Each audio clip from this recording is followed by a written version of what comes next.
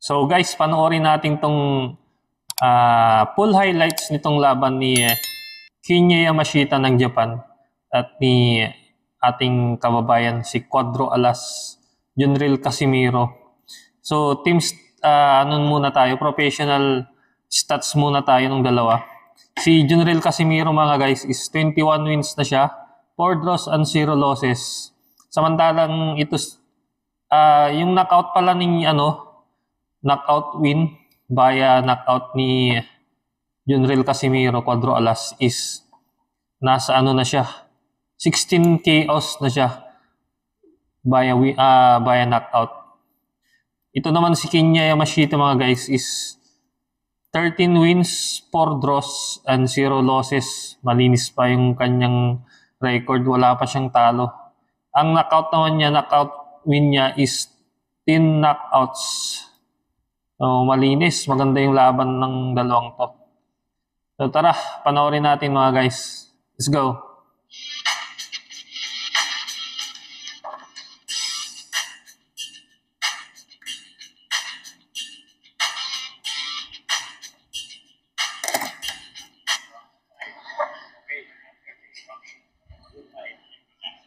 Mas lamang ng tangkad. Tell us a little more about the Filipino champion. Casimiro on top of Round 1 na ito mga guys. promotional former IBF light flyweight and flyweight champion.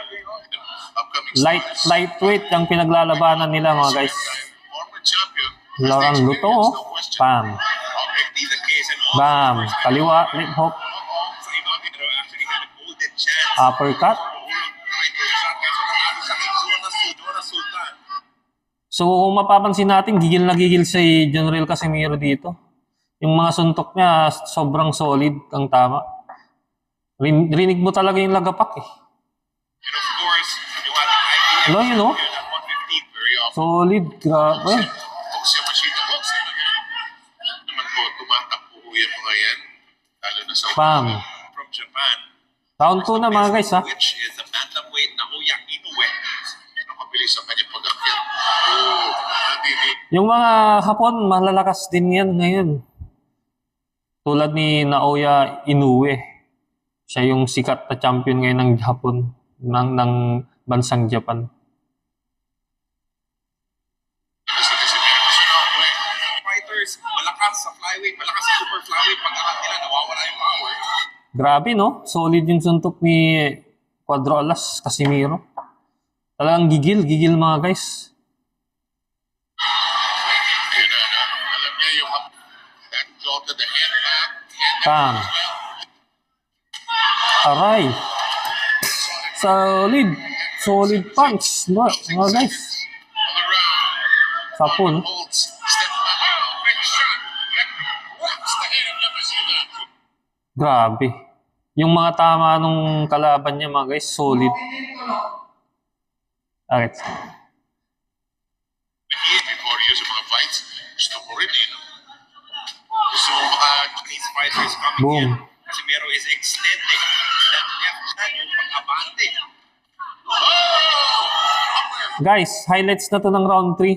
Mapapansin natin walang kumbaga counter punch na pinapakawalan ito si Yamashita.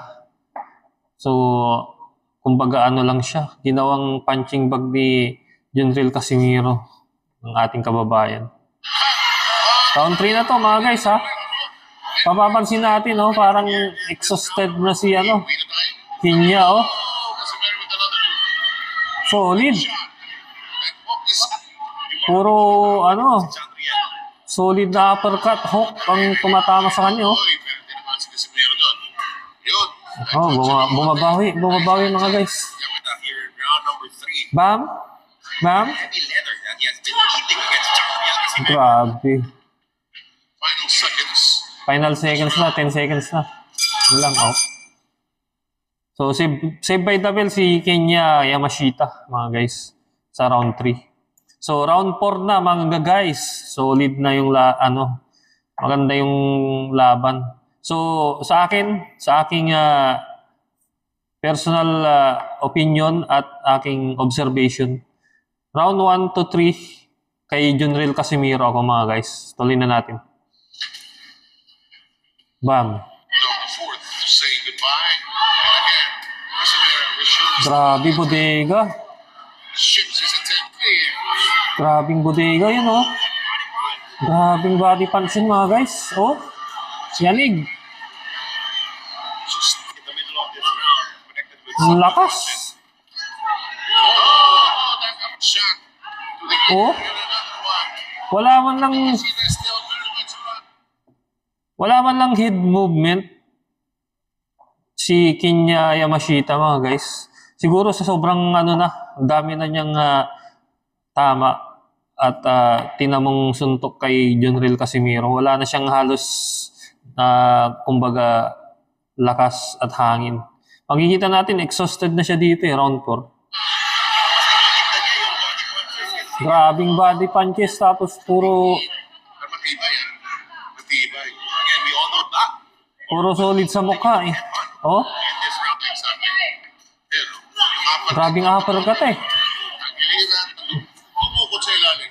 Yung tunog ng suntok, tunog ng tama ng suntok sa kanya, grabe. Mararamdaman mo maririnig mo talaga yung lagapak, mga guys, kahit may gloves. Yan oh, Yung uppercut niya, body punch, consistent Casimiro. bam. May pacing lang. Kumuha ng bagong power. Kumuha ng bagong power. Wala na, exhausted na siya, mga guys, si Kenya Yamashita. Oh, uppercut. So, tapos na yung round 5, mga guys, round 6 na. Oh, may one! Ayun na. Nakausap pa niya yun. Kumpiyansa kasi, alam din kasi meron ng kaya niya yung solo. Grabe na yung dugo sa bunganga niya, mga guys. Round 6. You know, uppercut. Wala na sa marang. Wala na, knockout na, mga guys. Knockout yun, knockout. Hindi na niya kinaya yung tinamong mga suntok. Yan oh. Look, oh, this is messy.